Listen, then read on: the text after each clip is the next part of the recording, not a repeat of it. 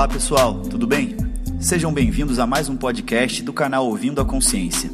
Para quem está chegando aqui pela primeira vez, a ideia desse canal não é ser um canal didático, mas sempre trazer temas reflexivos relacionados à saúde, terapias integrativas, autoconhecimento e assuntos afins.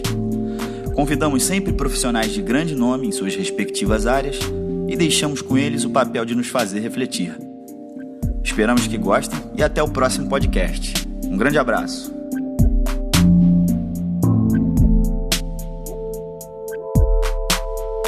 Olá, meu nome é Ricardo Mendes, eu sou arteterapeuta, constelador familiar e facilitador de práticas xamânicas. Então, a convite do André Shediac, eu vim aqui falar um pouquinho sobre algumas questões que vêm me fazendo refletir nos últimos anos. Então, o tema da minha vida é o propósito de vida, né? Eu acredito que a gente, de fato, veio a esse mundo com a possibilidade de trazer algo especial. E eu fico orientando tudo que eu faço nessa direção, tanto olhando para mim pessoalmente, né? Mas principalmente através das minhas práticas, do meu trabalho. O meu objetivo é apoiar outras pessoas que também queiram encontrar o seu propósito de vida e se sentir bem nessa vida. E eu vou começar com uma reflexão que eu tenho feito e tenho conversado com meus alunos, com pessoas que vêm para atendimento. Tem muitas pessoas hoje em dia fazendo muitos cursos na área de autoconhecimento, de todas as ordens, cursos que ajudam a trabalhar e atuar nos nossos diversos corpos, corpo físico, energético, emocional, mental, espiritual, enfim. Tudo isso. E muita gente que me diz que tem feito muitos cursos, mas não sabe o que fazer com isso.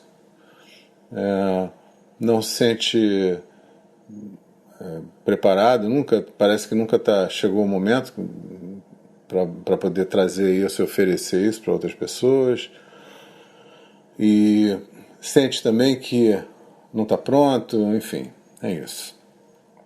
E eu fico pensando, por que a gente investe tanto em autoconhecimento, né? Por que isso cresceu tanto e ganhou e se tornou uma atividade tão comum hoje no nosso mundo, né? E tem tanta gente mudando de profissão e se dedicando a práticas de autoconhecimento. E para mim a principal resposta é: a gente investe em autoconhecimento para a gente, através desse autoconhecimento, se colocar num lugar mais livre com relação à vida.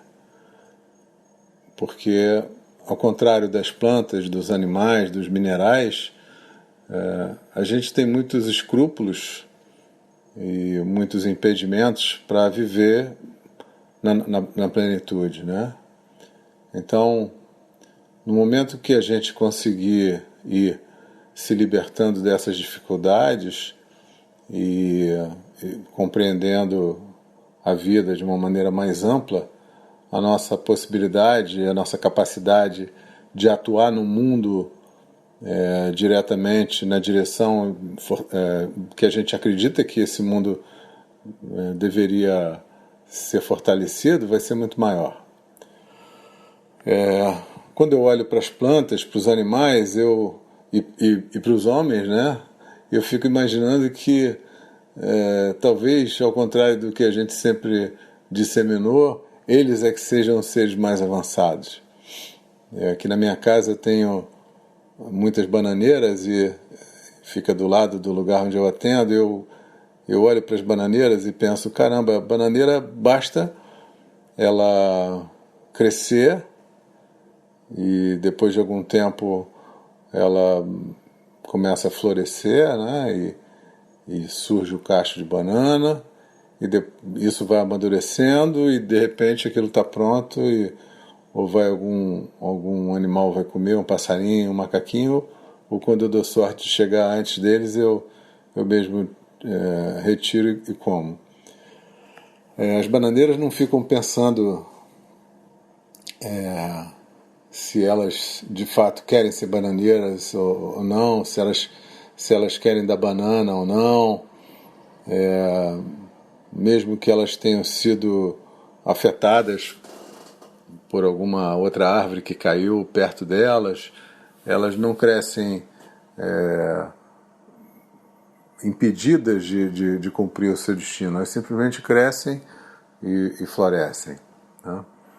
E quando termina esse ciclo, é preciso cortar a bananeira para que ela cresça novamente. Então, as bananeiras não fazem terapia, não ficam imaginando, pelo menos até onde eu alcanço, que talvez elas quisessem dar manga em vez de banana.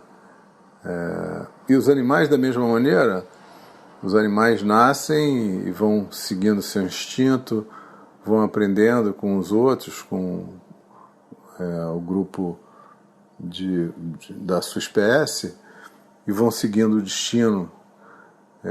Alguns têm uma vida curta, se comparada à nossa vida humana, outros têm um ciclo maior, mas eu observo e percebo que eles vivem na sua plenitude também, com intensidade. As borboletas fazem o que tem que fazer, as abelhas idem, as formigas também, os animais maiores da mesma maneira. Eles simplesmente desfrutam desse tempo em que eles estão aí. E por que será que a gente tem tanta dificuldade em fazer a mesma coisa?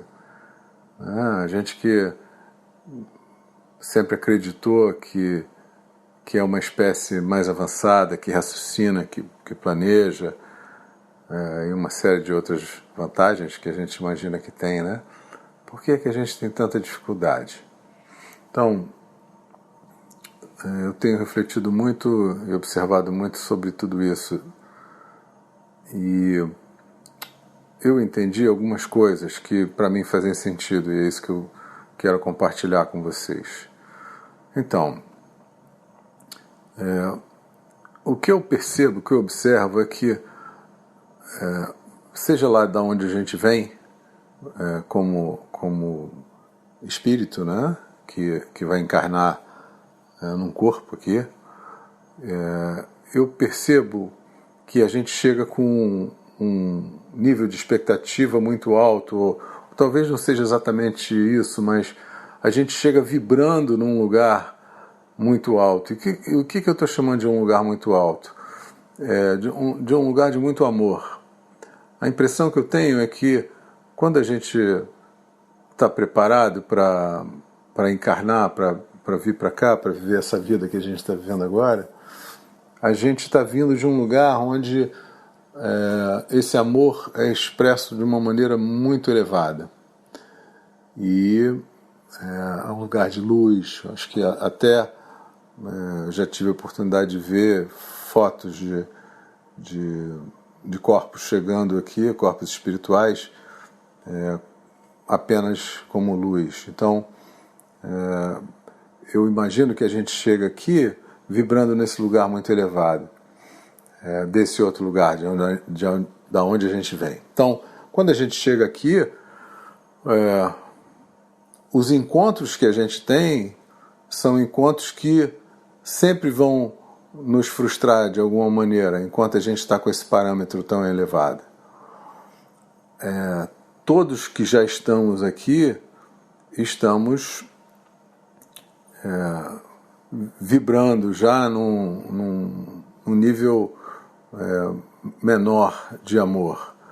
Aqui a gente percebe claramente a presença de uma outra força que compõe o mundo e todas as coisas, que é o medo. Então, a gente tem amor e medo o tempo inteiro aqui.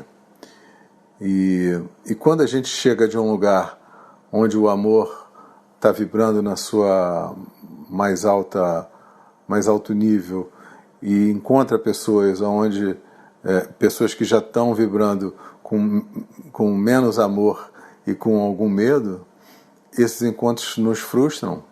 Então, a imagem que eu tenho é: a gente chega com o bracinho completamente aberto e aos pouquinhos, com a frustração desses encontros, eles vão se fechando.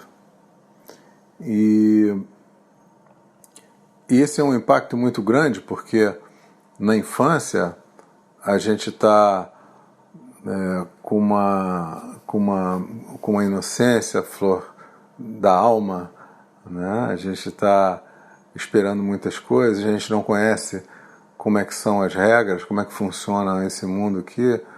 Então, a infância é um lugar de frustração nesse sentido, é um lugar de adaptação e também é um lugar de submissão, porque a gente precisa se submeter para poder sobreviver. A gente sozinho não consegue sobreviver. É diferente das plantas, dos minerais, dos animais, que têm muito mais chance de sobreviver e de crescer sem tantos cuidados. Então, esse momento da chegada da nossa infância toda é um lugar onde tudo isso está em jogo. Isso significa que a nossa demanda de encontros amorosos, de abertura do coração, de sintonia, de tudo isso que é importante para a gente, ela, variando de pessoa para pessoa, ela fica frustrada. E o que acontece é que o nosso corpo físico vai crescendo, independente da nossa vontade, e partes da nossa alma continuam pequenos, continuam de costas para esse crescimento, né? Como parte do nosso corpo emocional, permanecem pequenos, frustrados por não ter conseguido uma conexão num nível tão elevado quanto gostaria. Então, o resultado é que nós crescemos adultos, emaranhados e limitados por essas partes nossas emocionais, enfim, de outros corpos também, que permaneceram insatisfeitos em situações que aconteceram na infância. Então, uma boa parte da idade adulta, para algumas pessoas é a idade adulta inteira, o que acontece são repetições dessas situações. A gente convoca na vida repetições das situações difíceis da infância, porque essas partes precisam encontrar um final diferente daquele que foi possível anteriormente. Então, essa convocação se dá nas relações de uma maneira inconsciente, e muitas pessoas chamam de padrão. Eu tenho um padrão, eu só encontro pessoas assim, eu só me relaciono com pessoas desse jeito ou daquele jeito. Na verdade, o mundo não é uma conspiração de pessoas para trazer a mesma situação para a gente. Somos nós que convocamos nas relações, nas diferentes relações, oportunidades para caminhar e encontrar desfechos mais satisfatórios para aquilo que não foi possível na infância. Então, as pessoas que procuram autoconhecimento, que fazem terapia, enfim, que mergulham para descobrir por que elas querem agir de um jeito e agem de outro, elas ganham consciência, algumas aprendem ferramentas para poder encontrar outros caminhos, né, e se sentir mais livres. Eu acredito que a maior parte das pessoas, realmente uma grande maioria de nós, não investe um segundo para ganhar consciência. A gente acaba acreditando que é assim mesmo, que de repente a gente pode estar bem aqui e por alguma razão a gente pode dar um tiro em alguém, e isso acontece com todo mundo, então é normal. ou que a gente possa sentir pânico, que é uma coisa hoje tão comum, né, no mundo de hoje, falar sobre pânico, ou que a gente possa se deprimir, ninguém fica mais triste, todo mundo se deprime. Então, a gente vai se acostumando a funcionar de uma maneira muito estranha, né? E em vez de investigar e tentar reencontrar um bom equilíbrio, a gente começa a consumir uma série de coisas, de medicações e, enfim, se dedica a uma vida com hábitos que não ajudam de verdade a gente poder funcionar como a gente deveria. Então, é uma pena nesse sentido. Eu sinto particularmente uma pena porque eu já assisti muitas pessoas, algumas eu pude acompanhar de perto, que se sentiam completamente inadequadas na vida, no mundo, de repente perceberem que elas simplesmente estavam fora de lugar. E quando a gente está fora de lugar, a gente não pode render o máximo. Eu falo às vezes que se a gente fosse uma Ferrari, eu acho que a gente nasce uma Ferrari, todo mundo nasce como se fosse uma Ferrari, uma máquina perfeita, mas se eu levo essa Ferrari para a fazenda e boto numa estrada de terra, num atoleiro, eu vou olhar e vou achar que tem um problema com a Ferrari, mas a Ferrari não tem problema nenhum, ela continua a ser uma máquina perfeita, mas a estrada não é adequada para ela. Então, da mesma maneira que se a gente pega um peixe e bota em cima da árvore, vai parecer uma criatura muito estranha, e com a gente acontece a mesma coisa. Muitas vezes não é de uma maneira tão óbvia, mas eu acredito que cada um de nós tem a responsabilidade de buscar esse lugar onde as suas melhores qualidades possam surgir. Então, voltando lá para o início, para que a gente investe tanto em autoconhecimento? Em primeiro lugar, para ver quais são os meus principais nós, quais são as principais situações em que eu fiquei enredado lá na minha história e que me impedem de estar trazendo para o mundo a minha potência hoje, nesse momento, agora, né? O que é que ainda me faz ficar olhando para trás e me ausentar desse momento agora? Então, para mim, o autoconhecimento, em primeiro lugar, ele deveria me ajudar, nos ajudar a trazer a atenção para o presente. Ou seja, ficar em paz com o que aconteceu, integrar tudo o que aconteceu da melhor maneira, sabendo que o mundo não existe uma conspiração para nos atrapalhar, mas existem na vida de cada um de nós situações que a gente precisa ampliar a compreensão. É só isso. A gente não pode mudar a história de ninguém, mas a gente pode mudar a maneira como a gente vê, o lugar da onde a gente está olhando para essa história.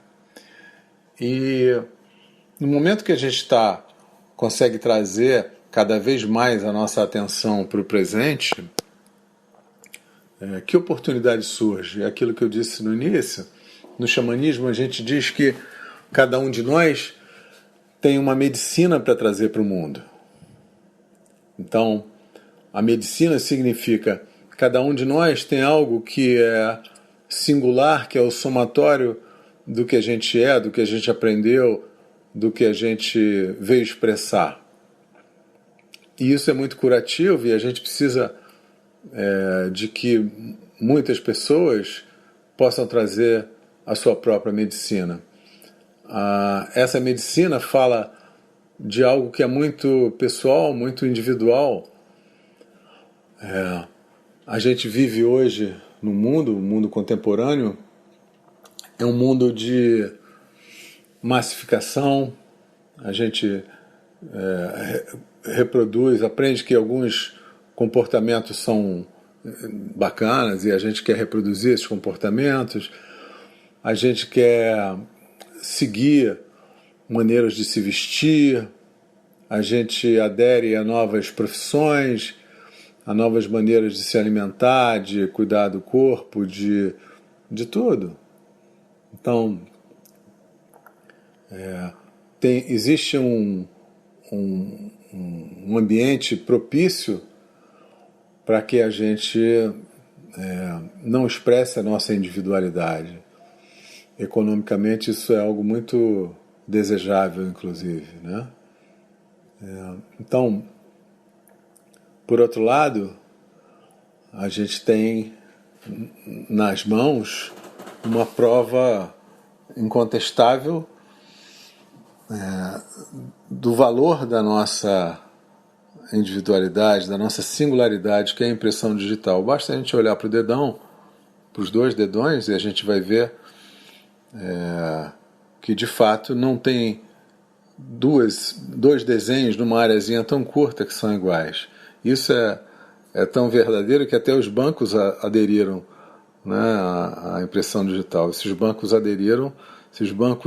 consideram que a impressão digital é de fato uma prova de individualidade, isso é algo muito sério que a gente precisa considerar.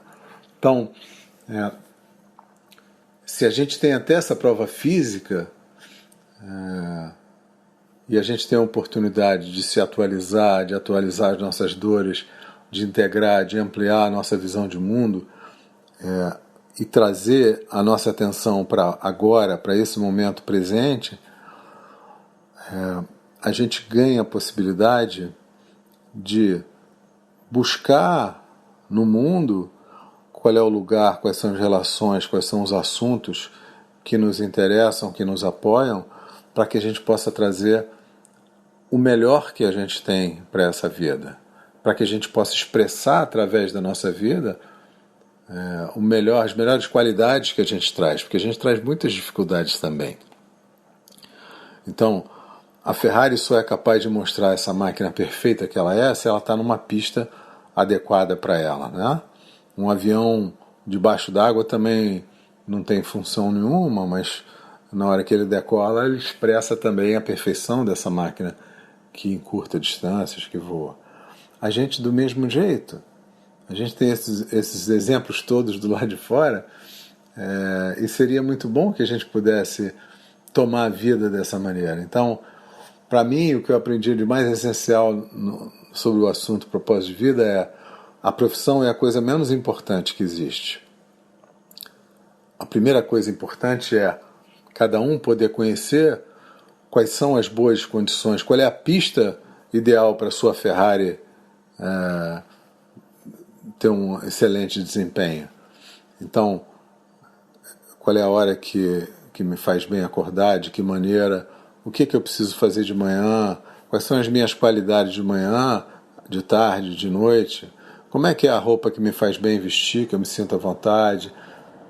Eu gosto de estar com pessoas, eu gosto de estar mais sozinho, como é que isso varia ao longo do dia, que tipo de ambiente eu gosto de estar, me faz bem estar, eu sou mais urbano, eu sou mais da natureza, o tempo que eu preciso para comer, para ter um intervalo. São muitos itens que a gente pode ir colecionando, e isso vai nos dar uma boa clareza se a profissão que a gente está atuando hoje é uma profissão que nos apoia, ou quem sabe isso já automaticamente já nos ajuda a entender que ali ainda é uma estrada que não apoia a nossa Ferrari, tem muitos buracos, né? Então, com essa clareza que a gente pode ganhar a nosso próprio respeito, a gente vai encontrando então aos pouquinhos qual é o caminho profissional e em todos os outros sentidos também, que nos ajuda a trazer o que a gente tem de melhor. E isso é a contribuição maior que a gente pode dar durante essa vida. Nada do que a gente aprende que é individual tem sentido no final. Porque se eu aprendo uma língua e aquilo é para o meu prazer pessoal, na hora que eu morro eu levo aquele aprendizado, e esse aprendizado não causou nenhum impacto aqui. Então, já que a gente vive num mundo com outras pessoas, já que cada um não tem o seu próprio planeta, deve ter um sentido a gente viver no mundo com outras pessoas.